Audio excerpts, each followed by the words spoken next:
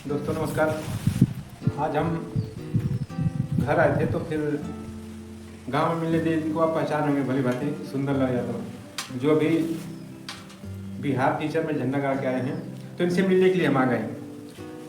तो जरा इनसे हम 2-4 मिनट बात करेंगे। अच्छा सुंदरलाल, आप ये बताइए कि आप किस प्रकार से तैयारी करते थे, कैसे मेहनत करते थे कि आपको सफलता मिल गई इस परीक्षा में?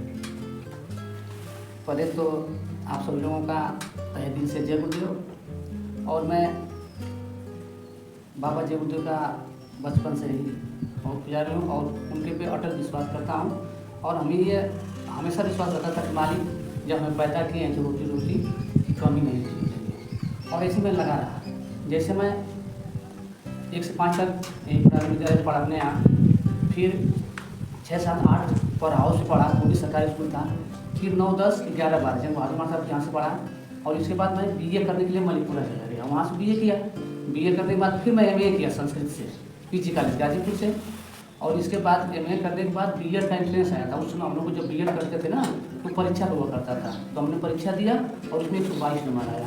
तो मैं फर्स्ट में पिताजी से पूछा, पिताजी अब मैं क्या करूँ? मेरी तो चाहिए थी पीएचडी करने की, हार्दिक इच्छा ये थी कि मैं पीएचडी करके आगे तैयारी करूँगा। लेकिन पापा जी बोले कि जब तुम्हारा बीएड में हो गया तो बीएड कर लो।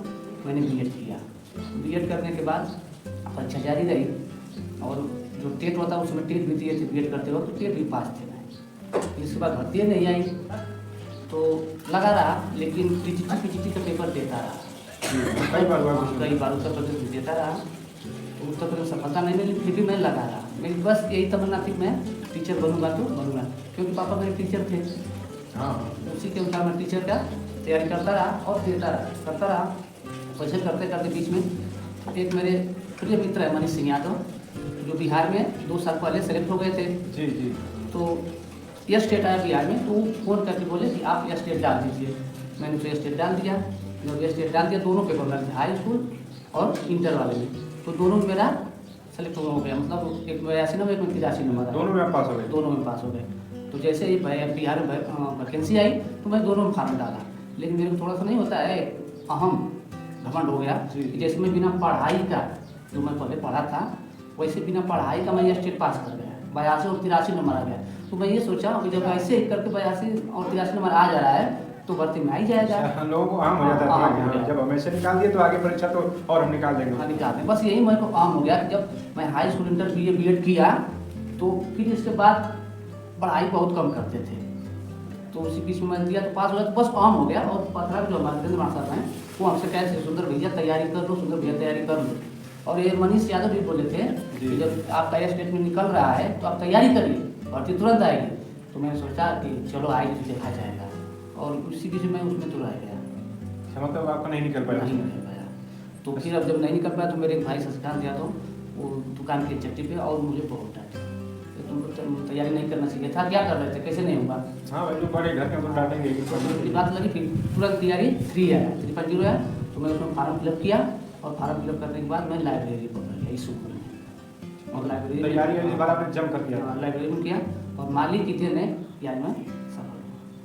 चलिए, बहुत बहुत बधाई हो आपको। अच्छा आप ये बताइए, जैसे धन्यवाद आपका। लोग बताते हैं कि जैसे किसी चीज़ की तैयारी के समय, नौकरी पाने के समय 18, 20 से 25, 26, 27 तक होती है, लेकिन इस उम्र में आपने कितनी मेहनत किया, और ये अपने भाइयों को क्या बताना चाहेंगे, क्या प्रेरणा देना चाहेंगे, इनको किस प्रकार से तैयारी करें कि इनको भी सफलता मिले? देखिए, मेरा एक ही लक्ष्य था टीचर बनना।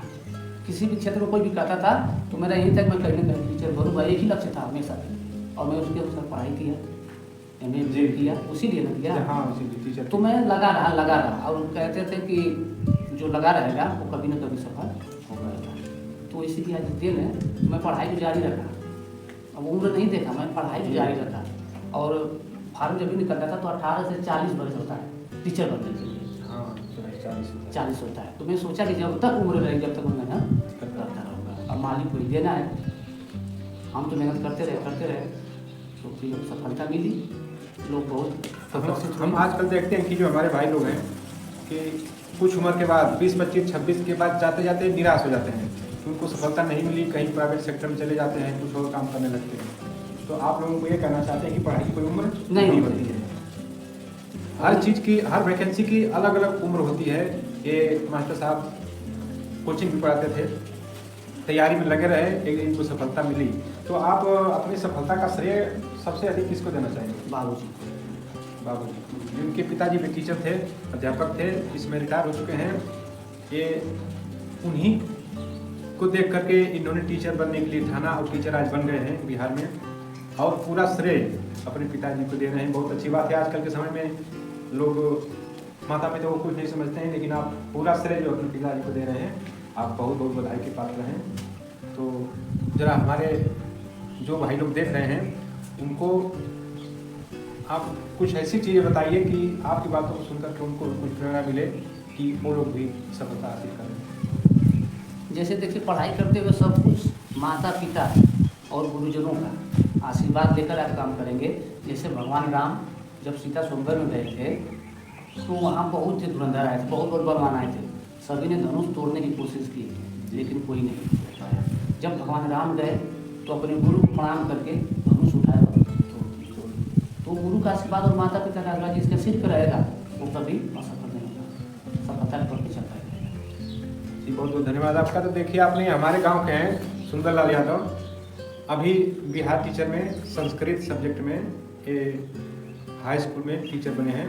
अभी एक खुशखबरी और आने वाली है, कुछ समय के बाद, हो सकता है गुरु महाराज करें कि इनको आगे सफलता मिले। इन्हीं के साथ आप सबको नमस्ते, जय गुरुदेव। जय गुरुदेव।